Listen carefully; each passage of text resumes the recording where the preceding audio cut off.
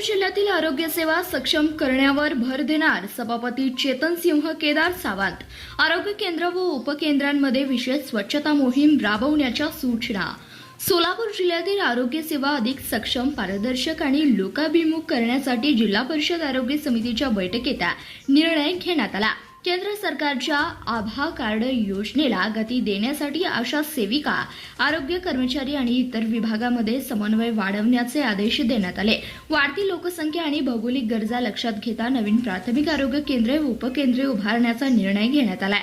तसेच आरोग्य विभागातील रिक्त पदे भरण्यासाठी शासन स्तरावर पत्रव्यवहार करून तसेच राष्ट्रीय आरोग्य अभियान अंतर्गत कंत्राटी भरती प्रक्रिया राबवण्याचा आदेश देण्यात आले असल्याची माहिती जिल्हा परिषदेचे शिक्षण व आरोग्य सभापती चेतनसिंह केदार सावंत यांनी दिली आहे। जिल्हा परिषदेचे शिक्षण व आरोग्य सभापती चेतनसिंह केदार सावंत यांच्या अध्यक्षतेखाली जिल्हा आरोग्य समितीची बैठक संपन्न झाली आहे। या बैठकीला जिल्हा आरोग्य अधिकारी डॉक्टर संतोष नवले, अतिरिक्त जिल्हा आरोग्य अधिकारी डॉक्टर नंदकिशोर घाडगे, सर्व तालुका आरोग्य अधिकारी तसेच संबंधित विभागाचे इतर अधिकारी व कर्मचारी मोठ्या संख्येने उपस्थित होते। जिल्ह्यातील आरोग्य सेवा अधिक सक्षम, गतिमान आणि सर्वसामान्यांपर्यंत प्रभावीपणे पोहोचवण्यासाठी बैठकीत महत्त्वपूर्ण निर्णय घेण्यात आला। या बैठकीत जिल्हा आरोग्य अधिकारी डॉक्टर संतोष नवले यांनी जिल्ह्यातील सर्व आरोग्य योजनांची तसेच सन 2025-2026 मधील आरोग्य योजनांबाबतची आर्थिक व भौतिक आकडेवारी सादर केली। ग्रामीण भागातील सर्व प्राथमिक आरोग्य केंद्र व उपकेंद्रांमध्ये स्वच्छतेबाबत विशेष मोहीम राबवून परिसर निर्जंतुक ठेवण्यावर भर देण्यात यावा।